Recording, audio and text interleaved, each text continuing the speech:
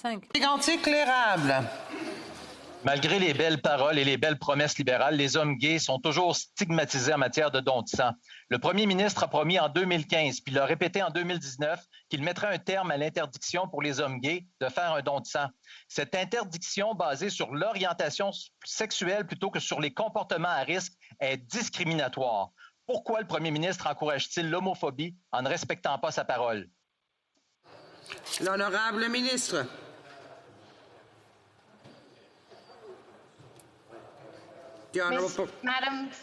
Madame la Présidente, nous sommes d'accord. Cette interdiction du don de sang est discriminatoire. C'est précisément la raison pour laquelle nous avons débloqué les fonds nécessaires à Emma Québec ainsi qu'au Service du sang du Canada pour apporter des changements.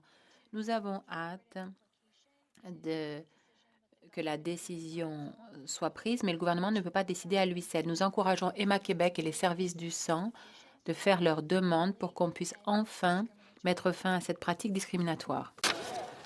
L'honorable député de Mégantic l'érable. Madame la Présidente, pourquoi interdire à un homme qui est en couple depuis 20 ans avec le même homme de donner son sang, même s'il n'est pas abstinent depuis 3 mois?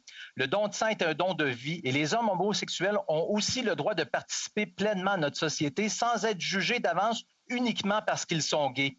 Lundi, c'est la Journée internationale contre l'homophobie. Est-ce que le premier ministre va respecter sa promesse en levant l'interdiction de don de sang aux hommes gays et mettre fin à cette discrimination injuste qui prive tous les Canadiens de sang qui pourrait sauver des vies? La secrétaire parlementaire. Madame la Présidente, une fois de plus, oui, nous sommes tout à fait d'accord. Il s'agit d'une pratique discriminatoire.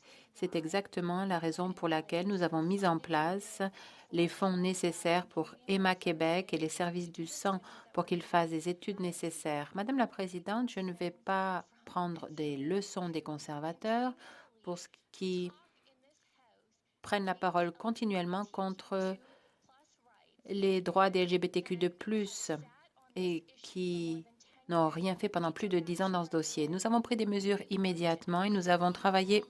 La députée